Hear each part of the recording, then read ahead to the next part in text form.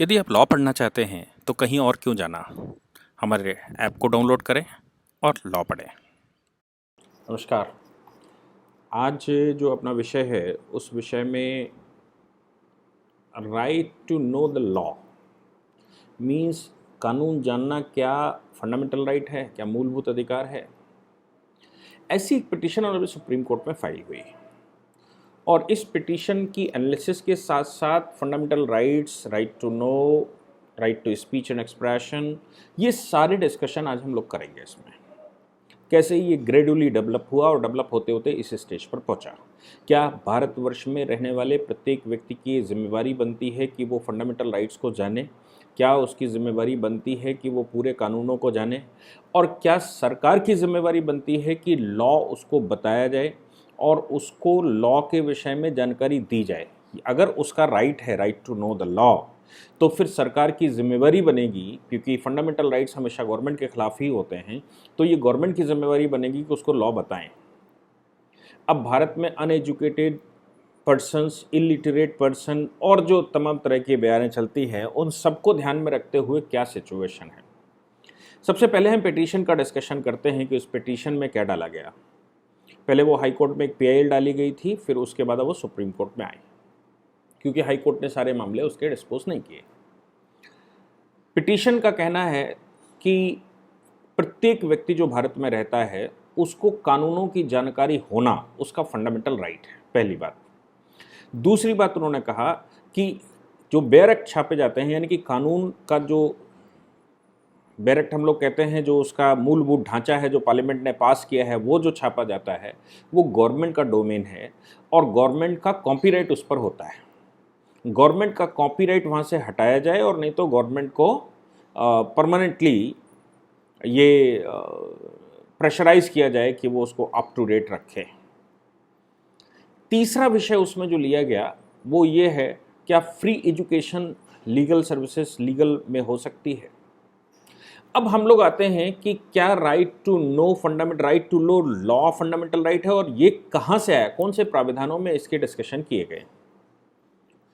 इन सब के बाद हम आपको एक सूचना दे दें कि अभी दिल्ली यूनिवर्सिटी के कुछ छात्रों ने एक वेबिनार हमारे साथ किया था। मेरा एक लेक्चर उन्होंने करवाया। उस लेक्चर में उन्होंने पूरी जानकारी लेने की कोशिश की कि लॉ फील्ड में क्या बेनिफिट्स हैं, एंट्रेंस लेवल पर क्या है, लॉ करने के बाद क्या कैरियर है, बीइंग ए जज क्या कैरियर है, बीइंग एडवोकेट क्या कैरियर है, कॉर्पोरेट सेक्टर में क्या कैरियर है, इंटरनेशनल सेक्टर में क्या कैरियर है, इंडिपेंडेंट प्रैक्टिशनर का क्या कैरियर है। इस पर एक लंबा डिस्कशन हुआ, but that discussion was in English, that is why I will record it again. कोई अगर दूसरी ऑर्गेनाइजेशन उसको हिंदी में कंडक्ट करती है तो हम उसको हिंदी में दोबारा रिकॉर्ड करके आपको प्रोवाइड करेंगे। एक और सूचना ये है कि कुछ कॉलेज विद्यार्थी छात्रों ने कि एक ऑर्गेनाइजेशन ने सावरकर के ऊपर अपना एक लेक्चर करवाया और वीर सावरकर के विषय में वो लंबा लेक्चर है, हिंदी में हुआ है। उसकी कॉपी हमने उनसे आग्रह किया है कि उसकी कॉपी मुझे दे दी जाए, ताकि मैं अपने व्यूअर्स के लिए, अपने स्टूडेंट्स के लिए, अपने फॉलोवर्स के लिए और जो हमको पसंद करते हैं उनके लिए वीर सावरकर की वो हिस्ट्री जो कांग्रेस उससे नफ़रत करके बताती है और नफ़रत की राजनीति वीर सावरकर के नाम से निकालती है इस्लामिक तुष्टीकरण के लिए, वो सब करेक्शन है और हिंदू राष्ट्र की जो सावरकर की अवधारणा है वो कैसी है। तीसरी सूचना ये है कि जो अपना ऐप है, ऐप पर आप प्रोफाइल ज़रूर भरिए और उस प्रोफाइल और उसके अलावा जो भी आप सब्सक्रिप्शन करते हैं, चाहे डेमो का एक सब्सक्रिप्शन करते हैं, एलएलबी का सब्सक्रिप्शन करते हैं, किसी पर्टिकुलर एक्ट का सब्सक्रिप्शन करते हैं, या फिर आप कोई पूरा जुडिशल सर्विसेज का सिलेबस का सब्सक्रिप्शन करते हैं, तो वो हमको मेल ज़रूर कर दीजिए कि आपने ये सब्सक्राइब किया है। उसकी एक रिसिप्ट आपको मिलेगी, वो रिसिप्ट हमको मेल ज़रूर कर दीजिएगा, ताकि कंपनी जिस कंपनी को इंटरमीडिएट माना गया है या जिस ऑर्गेनाइजेशन के साथ ये प्लेटफॉर्म उनका लिया गया है या बनवाया गया है, उनके विषय में अपने को जानकारी हो सके, कहीं बीच में वो चीट तो नहीं कर रहे हैं। और इसके अतिरिक्त कानून जानना, हम इस पर पुनः वापस आते हैं। सुप्रीम कोर्ट की पिटीशन में जब ये कहा गया कि कानून जानना हमारा एक फंडामेंटल राइट है और सरकार की ये दायित्व बनता है कि वो कानून की जानकारी पूरे देश को दे, ऑनरेबल सुप्रीम कोर्ट ने सरकार को इस पर एक नोटिस इशू किया है, केंद्र सरकार उसके ऊपर जवाब देगी, लेकिन उस पिटीशन की जो मूल बातें हैं उनका एनालिसिस मैं अपने तरीके से, जितना मैं जानता हूं उस तरीके से करने की कोशिश करता हूं। सबसे बड़ी बात होती है कि राइट टू नो क्या फंडामेंटल राइट है, कहां से उत्पन्न हुआ, कैसे उत्पन्न हुआ। आर्टिकल 19(1)(a जिसमें right to speech and expression यानी कि बोलने का अधिकार और एक्सप्रेशन करने का अधिकार हमको मिला हुआ है, उसमें ऑनरेबल सुप्रीम कोर्ट ने एक बड़ा जजमेंट देते हुए CAB versus union of India या मिनिस्ट्री ऑफ इंफॉर्मेशन टेक्नोलॉजी, वो ministry of information and broadcasting, CAB कहते हैं, कलकत्ता वो cricket association of Bengal versus ministry of information and broadcasting.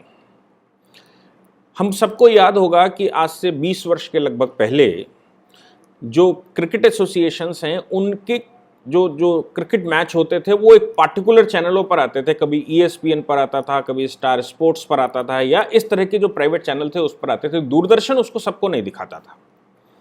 तो उस बात का केस ऑनरेबल सुप्रीम कोर्ट में गया, क्योंकि भारत सरकार ने एक आदेश दिया कि भाई भारत में खेले जाने वाला भारत की टीम के साथ जो भी मैच होगा वो दूरदर्शन पर फ्री ऑफ कॉस्ट दिया जाएगा।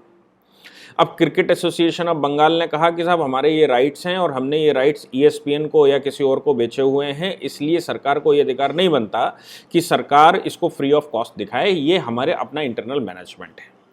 और हमें सुप्रीम कोर्ट तक बात गई, चूँकि सरकार का रेस्ट्रिक्शन था इसलिए सुप्रीम कोर्ट तक बात गई। ऑनरेबल सुप्रीम कोर्ट ने कहा right to know is included in right to speech and expression, यानी कि जानने का अधिकार, भारत को जानने का अधिकार, भारत की संस्कृति संस्कार और भारत की जहां भारत लगा हुआ है उस भारत को जानने का अधिकार भारत के लोगों का फंडामेंटल राइट है। इसलिए ये दायित्व तो किसी भी ऑर्गेनाइजेशन का बनता है कि वो दूरदर्शन पर, वो सरकारी चैनलों पर दिखाया जाए।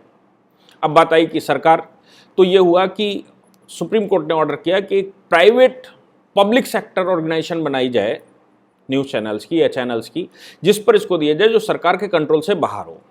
तभी प्रसार भारती का निर्माण माननीय वाजपेयी जी ने करवाया। और फिर एक इलेक्शन पिटीशन आई जिसमें लोगों ने कहा कि भाई हमारा कैंडिडेट को क्या खेलता है, क्या करता है, वो हमारा फंडामेंटल राइट है, उसके बारे में मुझे जानकारी होनी चाहिए। और अभी सुप्रीम कोर्ट ने फिर इलेक्शन कमीशन को आदेश दिया और उन्होंने कहा कि कोई भी व्यक्ति जो चुनाव लड़ता है उसका दायित्व तो बनता है कि वो देश को बताए, वो वहाँ के वोटर्स को बताए कि उसकी क्या ABCD है जो आजकल चलता है, उसका एक एफिडेविट लगाना पड़ता है कि कोई केसेस हैं, कुछ है, क्या है, वेल्थ कितनी है, बच्चे कितने हैं, क्या, सारी इन्फॉर्मेशन देनी पड़ती है। इलेक्शन कमीशन ने उसका नोटिफिकेशन कर दिया। सुप्रीम कोर्ट फिर से केस आया, लोगों ने कहा कि भाई मेरे प्राइवेट राइट हैं ये वो। लोग सुप्रीम कोर्ट ने कहा कि नहीं भाई, ये right to know is the fundamental right of the persons and each and every person of India having a right to know about their rights. वो जिस कैंडिडेट को संसद में भेज रहे हैं, वो जिस कैंडिडेट को कहीं भी भेज रहे हैं, उसके बारे में जानकारी होना उनका फंडामेंटल राइट्स। यहाँ से आर्टिकल 19(1)(a) में न्यूज़पेपर्स के केस शुरू हुए। तो न्यूज़पेपर्स के केस में जब सरकार ने रेगुलेशन लगाने शुरू किए, उस समय की इंदिरा गांधी सरकार, नेहरू सरकार और बाद की सरकारों ने, और तो ऑनरेबल सुप्रीम कोर्ट ने उसमें भी कहा कि भाई ये जो न्यूज़पेपर्स हैं, ये जो मीडिया है, ये मीडिया के माध्यम से लोगों को जानना उनका फंडामेंटल राइट है, ये right to speech and expression में शामिल है। यानी कि देश के विषय में कुछ भी जाना ये हमारा अधिकार है, और इसलिए मीडिया को फ्री किया जाए, मीडिया को इतने अधिकार दिए जाएं कि वो अपनी बात को कह सके, इस पर सरकारी रेगुलेशन कम से कम हो और मीडिया अपनी बात, केवल सूचनाओं का आदान प्रदान। सुप्रीम कोर्ट के किसी भी जजमेंट में ये नहीं कहा गया कि मीडिया अपने हिसाब से इंटरप्रिटेशन करेगी और अपने हिसाब से उसकी एनालिसिस करके देश को गुमराह करेगी, ऐसा नहीं। फेक न्यूज़ देगी, ऐसा भी नहीं है। केवल इन्फॉर्मेशंस कोई भी है वो इन्फॉर्मेशन वो देगी। इन्हीं केसेस में इंडियन एक्सप्रेस के ऑनरेबल सुप्रीम कोर्ट ने ये भी कहा कि देखिए मीडिया का अधिकार उतना ही है जितना एक जनरल पब्लिक को है। एक व्यक्ति को जितना जानने का अधिकार है, एक व्यक्ति को जितना बोलने का अधिकार है, उतना ही मीडिया को बोलने का अधिकार है और उतना ही लोगों को जानने का अधिकार है। ये आर्टिकल 19(2) के रिस्ट्रिक्शंस में आता है। यानी कि ये राइट एब्सोल्यूट राइट नहीं है, देश के लॉ, ऑर्डर, मोरालिटी, संस्कृति के मातहत आता है। उसके बियॉन्ड कोई सच्चाई भी नहीं जा सकती, कोई इन्फॉर्मेशन नहीं जा सकती। अब इस केस में right to know the law, कानून जानना मेरा फंडामेंटल राइट है। ऑनरेबल सुप्रीम कोर्ट ने इस बात को प्रेमा फेसाई एक्सेप्ट किया है कि कानून जानना फंडामेंटल राइट है। और सभी को, अब कानून कैसे सरकार बताए सबको, 2-3 तरीके सरकार के पास हो सकते हैं। एक तो ये है कि 5वीं क्लास से कानून की सिविक्स डाल दी जाए। हालांकि सरकारों ने 11th के बाद 10th के बाद सिविक्स डाला हुआ है सिलेबस में, अभी जब से ये क्लैट और इंट्रेंस और 5 ईयर्स और इंटीग्रेटेड प्रोग्राम शुरू हुए उसकी वजह से। लेकिन एक तरीका ये है कि कानून जानना प्रत्येक व्यक्ति का फंडामेंटल राइट है, तो फिर वो 5वीं क्लास के बाद धीरे धीरे कानूनों को उसमें डालना शुरू कर दे, जिससे कि प्रत्येक व्यक्ति सिविक्स यानी कि देश के कानूनों के बारे में एक मिनिमम नॉलेज रखे। दूसरा तरीका यह है कि वो जब मैच्योर हो जाए तो मैच्योरिटी के बाद उसको कानून जानने दिया जाए। इस पिटीशन में जो खामियां हैं वो ये हैं कि कानून को सिलेबस का पार्ट बनाने की बजाय उन्होंने कहा कि बेयर एक्ट्स जो हैं वो सस्ते रेट पर, सरकारी रेट पर, सब्सिडाइज्ड रेट्स पर प्रोवाइड करवाए जाएं। अब बेयर एक्ट जो सब्सिडाइज्ड रेट पर प्रोवाइड करवाए जाएंगे और कहा गया है कि चूंकि कॉपीराइट सरकार का है और सरकार उसको अपडेट नहीं कर पाती है जल्दी जल्दी, इसलिए समाज के अंदर जो लोग उन कानूनों को पढ़ने की कोशिश करते हैं वो लोग कभी कभी मिसगाइड हो जाते हैं, क्योंकि अमेंडमेंट आ चुका होता है, सरकार ने उसको छापा नहीं होता। चूंकि कॉपीराइट गवर्नमेंट का है इसलिए वही बेयर एक्ट, और ये वो कहते हैं कि इसको उससे दूर किया जाए। मैं कहता हूं कि नहीं, गवर्नमेंट ने जो छापा है वो ही देश में वितरित होना चाहिए, इसमें कोई शक नहीं। क्योंकि अगर आपने छूट दे दी तो हम जानते हैं भारत का जो वामपंथी मॉडल है, भारत के जो इस्लामिक मॉडल हैं, भारत के जो ईसाई मॉडल हैं, ये सब उसका घालमेल करके और एक एक लाइन बदल कर कुछ भी इंटरप्रिटेशन करवा डालेंगे और देश गुमराह हो जाएगा। इसलिए कॉपीराइट का विषय तो मैं उनकी बात का समर्थन नहीं करता कि कॉपीराइट सरकार का है, सरकार कॉपीराइट उससे हटाए। सरकार का कॉपीराइट रहना चाहिए ताकि सरकार की रिस्पॉन्सिबिलिटी होती है, पार्लियामेंट से जो कानून पास हुआ है, जो अमेंडमेंट आए हैं वही अमेंडमेंट छापे जाएं और उन्हीं की कॉपी राइट पब्लिशर्स लेकर उसको रिप्रिंट कर सकें, इससे ज़्यादा वो नहीं कर सकते। लेकिन इस बात से मैं सहमत हूं कि उसका अपडेट तुरंत होना चाहिए। अगर अमेंडमेंट आया है तो गवर्नमेंट को पुराने वाले जो उनके बेयर एक्ट्स हैं वो तुरंत वापस लें और नए बेयर एक्ट्स तुरंत, आज अगर कानून पास हुआ है तो मुझे लगता है कल आज के दिन ही पुराने बेयर एक्ट्स पर बैन लगा देना और नए बेयर एक्ट्स को छपाई शुरू कर देना और उसको मार्केट में ले आना, या इतना समय देना कि उसका जो ऑर्डिनेंस पास हो, उस ऑर्डिनेंस और कानून पास होने के बीच में 1 आध महीने का समय ले लें कि भाई इस दिन से ये इन्फोर्समेंट में आएगा, इसके बीच में हम बेयर एक्ट छापकर मार्केट में पहुंचा देंगे, यानी कि कानून मार्केट में पहुंचा देंगे। लेकिन क्या इतना सफिशिएंट है? मैं पंचकुला में पूरे देश के अधिवक्ताओं के एक अधिवेशन में 2017 में गया। मुझे विषय दिया needs of legal reforms in Indian law. क्या क्रिमिनल लॉज में रिफॉर्म्स की आवश्यकता है? यस, मैंने उसमें भी पूरा बताया था कि क्रिमिनल लॉज में सबसे ज़्यादा जो आवश्यकता है, या भारत के किसी भी कानून में जो सबसे ज़्यादा आवश्यकता है, वो है डेफिनेशन ऑफ केस लॉस। अभी क्या है, लॉयर्स एक्सट्रोवर्जन कहा जाता है भारत के कानून को, क्योंकि हम जिस समय केस लड़ने कोर्ट में जाते हैं, मैंने एक केस जो मेरे मतलब का दिखा, मैंने उसको कोर्ट करके कोर्ट में दे दिया। दूसरा लॉयर आया, उसने अपने मतलब का केस उठाकर कोर्ट कर दिया। अभी हायर कोर्ट में जब अपील में गया तो मालूम पड़ा कि ये तो सब दोनों पुराने केस हैं, इसके बाद तो लेटेस्ट केस आ चुके हैं। अब जब उस लेटेस्ट केस पर बात हुई तो भी मालूम पड़ा कि नहीं, सुप्रीम कोर्ट के 2 जजों की बेंच का ये जजमेंट है, लेकिन उसके 5 जजों की बेंच का भी जजमेंट आ चुका है। 5 जजों की बेंच का जजमेंट कोर्ट किया तो मालूम पड़ा नहीं, 7 का भी एक जजमेंट है। 7 का कोर्ट किया तो बोले नहीं, 13 का भी एक जजमेंट है। तो एक केस जो नीचे लोअर से शुरू हुआ वो सुप्रीम कोर्ट तक आते आते मालूम पड़ा 20 केसेस के बीच से निकल कर आया, और 20 केसेस में फाइनल कौन सा है इसके लिए सुप्रीम कोर्ट बैठा हुआ है। ये क्या टाइम वेस्टेज हमारे कोर्ट्स का नहीं है कि हम उसकी एनालिसिस करने के लिए ये सब कुछ करते हैं, और केस लॉस की हमारे पास कोई एक पार्टिकुलर डेफिनेशन नहीं है। इन रिफॉर्म्स में राइट टू नो का मतलब ये भी होना चाहिए कि इन बेयर एक्ट्स में जो फाइनल केस हैं उसके लिए कोई तीसरी ऑर्गन बनाइए, लॉ कमीशन को दीजिए, कोई लीगल कमीशन बताइए, कोई जजमेंट कमीशन बनाइए, जो भी आपको समझ आए, कोई लेजिस्लेटिव कमीशन आप बनाइए, जो आपको समझ में आए। उसका सिर्फ एक काम होगा कि जो बेयर एक्ट में लिखा हुआ है वो आज की तारीख में फाइनल है, वो बेयर एक्ट का जो प्रोविजन है वो फाइनल है। फिर उसके बाद ये 5 जजमेंट आज तक के आए हैं ये फाइनल है, ये जजमेंट ही प्रिवेल करेगा। इस जजमेंट के ऊपर कोई भी लड़ाई कोर्ट में नहीं लड़ी जाएगी, और लड़ी जाएगी तो वो सिर्फ और सिर्फ हाई कोर्ट और सुप्रीम कोर्ट में लड़ी जाएगी। देखिए, हाई कोर्ट और सुप्रीम कोर्ट में जो एस्टैब्लिश्ड केस लॉ बन गया है उसको चैलेंज किया जाएगा, और जब तक वो उसको ओवर रूल ना कर दे तब तक जो एस्टैब्लिश्ड लॉ है यही ऐसा ही बना रहेगा। Honourable high court final judgment देते समय क्या ये एक सर्टिफिकेशन कर सकता है कि आज तक जितने केसेस हुए मैंने सबकी एनालिसिस करने के बाद ये जजमेंट दिया है और ये जजमेंट आज से फाइनल होगा? क्या ऑनरेबल सुप्रीम कोर्ट जजमेंट देते समय ये फाइनलाइज कर सकता है कि this judgment is final up to date, और हमने जितनी आज तक की विधियां हैं, जितने आज तक के इस पर रूल्स रेगुलेशंस हुए हैं, जितने आज तक के इसमें जजमेंट है, सबको इनकॉर्पोरेट करते हुए ये फाइनल रूलिंग दी है, और ये रूलिंग फाइनल है। इसको पढ़ने के बाद कुछ और पढ़ने की आवश्यकता नहीं, उस प्राविधान को पढ़िए और उस प्राविधान के बाद उस रूलिंग को पढ़िए, वो रूलिंग पढ़ने के बाद वो फाइनल हो जाएगा। और अगर सुप्रीम कोर्ट में वो रूलिंग दोबारा चैलेंज होती है तो चैलेंज होने के बाद जब वो रूलिंग बदल जाए तो सुप्रीम कोर्ट फिर से ऑर्डर करे और कहे बेयर एक्ट में ये वाली रूलिंग हटाकर अब ये वाली लगा देनी चाहिए, क्योंकि इसका ये जस्ट बदल चुका है, इसका फाइनल इंटरप्रिटेशन ये है। हमारे देश में जो केसेस की संख्या बढ़ रही है उसका मूल कारण एक ये भी है।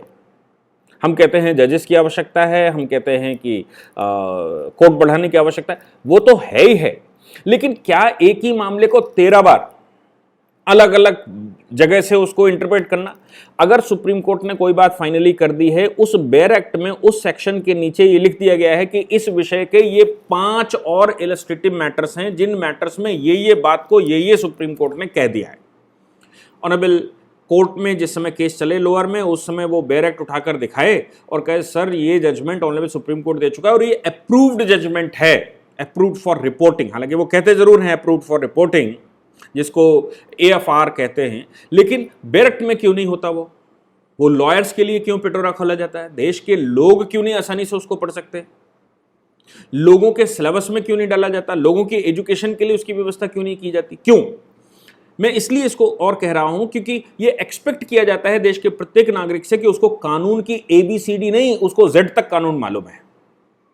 सपोज किसी व्यक्ति ने कोई एक्ट किया, अब वो एक्ट उसने कर तो दिया, कुछ भी कर दिया, अब मालूम पड़ा कि उसके खिलाफ एक केस फाइल हो गया, केस फाइल होते होते वो सुप्रीम कोर्ट तक पहुंचा, सुप्रीम कोर्ट जब पहुंचा तो उन्होंने कहा कि साहब गलती हो गई हमसे। वो नोइंगली नोइंगली नहीं वो करना चाहता था, अननोइंगली बिना जानकारी के, मतलब जानकारी के अभाव में वो एक्ट कर गया, और जानकारी के अभाव में चूंकि वो एक्ट कर गया इसलिए उसको इतना लंबा प्रोसीजर अडॉप्ट करना पड़ा। अगर उसको जानकारी होती तो जिस समय उसने वो कार्य किया उस समय ही सावधानी पूर्वक वो करता, और अगर वो सावधानी पूर्वक कार्य करता तो फिर केस में कोर्ट में लिटिगेशन ना आती, चाहे वो क्रिमिनल मैटर हो, चाहे सिविल मैटर हो, चाहे और कोई किसी प्रकार का लेबर मैटर हो। क्या कंपनी के रजिस्ट्रेशन से पहले डायरेक्टर्स का एक एग्जाम लिया जा सकता है कि आपको मिनिमम कंपनी लॉस और लेबर लॉस की जानकारी है क्या हम ऐसा व्यवस्था कर सकते हैं कि प्रत्येक व्यक्ति को मिनिमम नॉलेज हो जाए? क्योंकि आप एक्सपेक्ट तो ये करते हैं कि उसको सुप्रीम कोर्ट के जज से ज्यादा नॉलेज है जो काम कर रहा है। क्यों? क्योंकि उसने जो काम किया है उसकी एनालिसिस करते हुए सुप्रीम कोर्ट तक जाएगा, सुप्रीम कोर्ट की बड़ी बेंच तक जाएगा, बड़ी बेंच उसको डिसाइड करेगी, डिसाइड करने के बाद उसको पता लगेगा कि ये मैंने गलत कर दिया। अगर हम पहले से जानते कि ये ऐसा नहीं करना चाहिए, इस प्रकार की एजुकेशन देश में देनी चाहिए, तो क्या इसकी आवश्यकता है? तो मैं ये समझता हूं कि जो पिटीशन ऑनरेबल सुप्रीम कोर्ट में आई है, इस पिटीशन में उसको ये बताना चाहिए कि भाई ये जो मैटर है, इस मैटर में उसको जानकारी देने का एक और प्रोसीजर खोला जाना चाहिए। और ये जो बेयर एक्ट हैं वो फ्री ऑफ कॉस्ट, प्रत्येक व्यक्ति जो रजिस्ट्रेशन करवाएगा सरकार के पास, प्रत्येक व्यक्ति जिसका नाम लिखा होगा कानूनों में, कानूनी रजिस्टर्स में, उसको ये मिनिमम कानून जानने होंगे। इसको ये मिनिमम कानून बताना सरकार की जिम्मेवारी बनती है। उसका मैकेनिज्म क्या हो, उसकी प्रोसीजर क्या हो, उस पर डिस्कशन करने के बाद हम आ सकते हैं कि वो कैसे जाने। इससे हम लिटिगेशंस को बचा सकते हैं, कोर्ट का टाइम सेव कर सकते हैं, क्योंकि मुझे लगता है कि कोर्ट में 90% केसेस सिविल के खास तौर से ऐसे आते हैं जो इनोसेंसी में आते हैं, उसको मालूम नहीं होता है, लेकिन कन्फ्लिक्ट हो गया, कानून क्या कहता है और कानून का इंटरप्रिटेशन करते हुए चले जाते हैं। मैं समझता हूं कि ये प्रत्येक व्यक्ति की राइट के अलावा उसकी जिम्मेवारी के अलावा जो सरकार मानती है या कोर्ट मानते हैं कि तुमको पता क्यों नहीं था। सपोज मैंने अपने बच्चे का, किसी भी माँ ने अपना एबॉर्शन करवा लिया, अब उसको लगा कि मेरे गर्भ में बच्चा है, मैं इसका एबॉर्शन करवा लूँ, मेरा राइट है, लेकिन IPC की धारा 312 में जाएगा तो वो कहेगा मिसकैरेज या miscarriage, wilful miscarriage is an offence, आपको जेल जाना पड़ेगा। तो क्या उसको पहले से पता हो कि भाई ये जेल जाया जा सकता है? कोई भी शादी हो, शादी के समय पर जो मिनिमम शादी के कानून हैं उनकी जानकारी होना, नहीं होना तो इंस्टीट्यूशंस खोलना, नहीं होना तो उसके लिए पत्रक बांटना, नहीं होना तो उसके पंडित जिस समय फेरे डलवाए उस समय वो 10 कानून बताए। पंडित जो शादी करवाता है, चर्च जो शादी करवाता है, मौलाना मौलवी जो शादी करवाता है, वो उस कानून के मिनिमम प्रावधानों को 1-2 घंटे तक, रात भर शादी होती है, दिन भर शादी होती है, 2 घंटे तक कानूनों को उसको बताए और कहे कि नहीं आप कि ये कानून है, इन कानूनों को ध्यान में रखना चाहिए। ज़्यादा बच्चे करने के नहीं करने, माइनर शादी होनी कि नहीं होनी, ऐसे बहुत सारी चीज़ें, उनका एक मिनिमम सिलेबस बनाकर दिया जा सकता है। प्रत्येक एग्जीक्यूशन के समय पर उसको लगाया जाए। ये बातें ध्यान में रखते हुए ही हम लोग लगातार कोशिश कर रहे हैं कि लीगल अवेयरनेस देश में फैलाई जाए। इसीलिए अपना जो पोर्टल है, जो अपनी ऐप हम लोगों ने बनाई है, वो इसलिए बनाई है कि लोगों को मिनिमम नॉलेज एटलीस्ट हो जाए। उतना तो अभी फिलहाल फ्री ऑफ कॉस्ट डाला है, नहीं तो मिनिमम चार्जेस उसके कर देंगे भविष्य में। अभी लॉकडाउन के समय मिनिमम वो LLB फ्री करके डाला हुआ है, यानी कि एक लॉयर को जितनी जानकारी मिनिमम होनी उतनी कोई भी ले सकता है, वहां पढ़ सकता है। एजुकेशन में रिफॉर्म, लीगल एजुकेशन में रिफॉर्म की जरूरत है। आज बहुत सारा समय वेस्ट करते हैं बच्चे, समय इन द सेंस कि जिस समय वो कॉलेज पढ़ने गए तो आप समझते हैं उसको आने में कितना समय लगेगा, जाने में कितना समय लगेगा, कभी क्लास होती है कभी क्लास नहीं होती। उसके 3 वर्ष जो लॉ करने जाता है या 5 वर्ष की LLB करने जाता है, उसमें 5 वर्ष में 3 वर्ष आने जाने में वेस्टेज टाइम चला जाता है। उसकी पढ़ाई तो 2 ही महीने हो पाती है, 2 ही साल हो पाती है।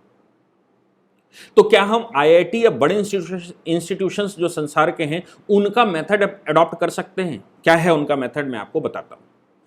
उनके मेथड ये हैं कि वो ऑनलाइन क्लास प्रोवाइड कर देते हैं, नोट्स प्रोवाइड कर देते हैं और एक वीडियो लेक्चर प्रोवाइड कर देते हैं। उस वीडियो लेक्चर्स को सुनने के बाद बच्चा जब उसका पूरा मेथड तैयार हो जाता है, जब वो माइंडली मतलब थ्योरेटिकली तैयार हो जाता है, तो उसके डाउट्स के लिए वो अपॉइंटमेंट अपने टीचर से ले लेता है। अपॉइंटमेंट लेकर उससे अपने प्रॉब्लम सॉल्व कराता है। इससे वो महीने में 1 दिन, हफ्ते में 1 दिन ही उसको जाना पड़ता है। ये जो ट्रांसपोर्टेशन और किराए पर रहना, दूसरे शहरों में जाना, ये सारा का सारा टाइम बच जाता है। और ये बच्चा जो IITians वगैरह रहते हैं, ये बच्चा इस प्रकार से अपने आप रिसर्च करने में उसको ज़्यादा टाइम मिल जाता है, उसके टीचर्स को, उसके प्रोफेसर्स को रिसर्च करने में ज़्यादा टाइम मिल जाता है और डाउट्स क्लियर करने के लिए समय ले लिया जाता है। क्या हम लीगल एजुकेशन में भी ऐसी कोई व्यवस्था कर सकते हैं कि भाई ये पोर्टल है सरकार का या प्राइवेट इंस्टीट्यूशंस का, इस पोर्टल पर आप पूरा कंप्लीट पढ़ लीजिए, फिर आपको एग्जाम देने से पहले डाउट क्लियरेंस के लिए हम कॉलेज बुलाएंगे। उस डाउट क्लियरेंस के लिए आप यहाँ आइए, सेशंस लीजिए, आपका प्रैक्टिस करवा देते हैं, आपके डाउट्स क्लियर कर देते हैं, आपको क्वेश्चन पेपर सॉल्व करवा देते हैं। क्योंकि थ्योरेटिकली जो क्लास में आकर उसको सिर्फ बैठना था और सुनना था, वो उसने घर पर काम कर लिया, माइंड मेकअप कर लिया, वो मेंटली तैयार है, लीगली तैयार है, सब्जेक्ट से तैयार है, कंटेंट उसका तैयार है। अब उसके डाउट्स ही केवल रह जाते हैं। हम लोग कोशिश करते हैं लीगल एजुकेशन में, जो मैं करता हूं पिछले 15 साल से, चूंकि हम ऑनलाइन एजुकेशन में हैं, लॉ की खास तौर से, और देश में लॉ की ऑनलाइन एजुकेशन में शायद ही कोई हो, क्योंकि बड़ी समस्याएं लॉ में होती हैं। इंटरप्रिटेशंस बहुत लंबे होते हैं, चीज़ें बहुत ज़्यादा होती हैं, और जब ऑनलाइन कोई पढ़ता है तो बच्चे के साथ उसके पिता भी जो जज हैं वो भी सुन लेते हैं, तो वो फिर तुरंत बोलते हैं कि ये इंटरप्रिटेशन गलत है। इसलिए ऑनलाइन एजुकेशन में लॉ के टीचर्स नहीं जल्दी आते। क्लास में तो कुछ भी पढ़ाया, वो बच्चा था, बच्चे को कुछ भी बताया, उसने कुछ डाउट्स पूछे तो कुछ किसी भी तरह से घुमा घुमू के उसको सेटिस्फाइड कर दीजिए, कोई समस्या नहीं। लेकिन जब ऑनलाइन एजुकेशन में आप जाते हैं तो आपको जज करने के लिए सुप्रीम कोर्ट, हाई कोर्ट के लॉयर्स भी होते हैं और जजेस भी होते हैं जो आपको जज करते हैं, मतलब ऑनलाइन टीचर को जज करते हैं कि ये सही कह रहे हैं या गलत कह रहे हैं। वो अपने अनुभवों के अनुसार हमारी अच्छी खराब क्रेडिट और रेटिंग बनाते हैं। दूसरा, कानूनी एजुकेशन की जो खास बात यह है वो ये है कि कानून पढ़ाते समय क्या कोई टीचर ऐसा बता सकता है कि जनरलिस्टिक वे में उसको लगे ही नहीं कि कानून का उसके ऊपर ओवरलोड आ गया। वो कानून की सामान्य चीजें जो मोहल्ले पड़ोस में होती हैं, जो हो रहा है देश में, जो उसके दिमाग में गूंज रहा है, उसमें कानून फिट करना। क्योंकि लॉ किसके लिए बनाया? लॉ तो हमारे लिए ही बनाया ना। कोर्ट में भी लॉयर अगर जा रहा है, कोर्ट में जज डिसाइड कर रहा है, सुप्रीम कोर्ट डिसाइड कर रहा है, तो मेरे लिए कर रहा है। अगर एक सामान्य व्यक्ति जो लॉ नहीं जानता, वो नहीं समझ सकता लॉ, तो फिर ऐसा क्यों पढ़ाना कि एक व्यक्ति, विशेष व्यक्ति उसको पढ़ सके? लॉ की टीचिंग इस प्रकार से क्या हम मेथोलॉजी डेवलप कर सकते हैं देश में? जैसे मुझे अक्सर लोग कहने लगते हैं कि आप ये जनरल बातें करते हैं। देखिए, मैं लॉ पढ़ाते समय, आप जो अभी सुन रहे हों और उन्होंने लॉ की ABCD भी ना सुनी हो, उनको वो लॉ समझ में आता है क्या? अगर उनको वो लॉ समझ में आता है तो ये बेस्ट टीचिंग का मेथड है। और इसको अगर लॉयर सुन लेगा और थोड़ा और मेहनत कर लेगा, लॉ फील्ड का व्यक्ति जो कैरियर इसमें ढूंढ रहा है वो अगर इसमें और मेहनत कर लेगा तो he will be a perfect lawyer as well as he may be the perfect जज। क्योंकि वो सामान्य व्यक्ति का जो केस आने वाला है, सामान्य व्यक्ति ने जिस प्रकार से उसको समझा, उसी मेथड से आप समझकर उसके चरम पर पहुंच रहे हैं, सुप्रीम कोर्ट के जजमेंट्स तक पहुंच रहे हैं। तो लीगल एजुकेशन का जो केस फाइल हुआ ऑनरेबल सुप्रीम कोर्ट में, उसके साथ लीगल एजुकेशन में, लॉयरिंग में बहुत ज्यादा रिफॉर्म करने की आवश्यकता है। अगर इस रिफॉर्म को कर लिया जाए तो मुझे लगता है मेरे देश की जो लीगल कन्फ्लिक्टिंग, कोर्ट की, जेल की, लड़ाई की, झगड़े की, कब्जे की और जो जितने प्रकार के डिस्प्यूट है, इसमें 80% डिस्प्यूटों की कमी आ सकती है। और अगर 80% डिस्प्यूटों की कमी आ गई तो आपको और अदालतें नहीं चाहिए। हाँ, नुकसान ज़रूर हो जाएगा। एम्प्लॉयमेंट लॉयर के रूप में जनरेट होता है वो रुक जाएगा, जजेस के रूप में एम्प्लॉयमेंट जनरेट होता है वो रुक जाएगा। जब कोर्ट बनती है तो उसके तमाम तरह के ऑफिशियल्स बैठते हैं, उनका एम्प्लॉयमेंट कम हो जाएगा। तो एम्प्लॉयमेंट की तो समस्या आ सकती है, लेकिन देश कुछ ना कुछ अच्छा कर लेगा। मुझे लगता है कि मैं इसको आपके सामने रख पाया। अगर इसमें कुछ आपको लगता है कि संशोधन होना चाहिए तो you may right on the comment box. Thank you. इस पूरी ऑर्गेनाइजेशन को चलाने के लिए आप नीचे डिस्क्रिप्शन से हमारे ऐप को डाउनलोड कर सकते हैं, जिससे कि लॉ स्टूडेंट्स को, लॉयर्स को और आम आदमी जो लॉ जानना चाहता है वो पेड प्लस फ्री क्लासेस का लाभ ले सकता है।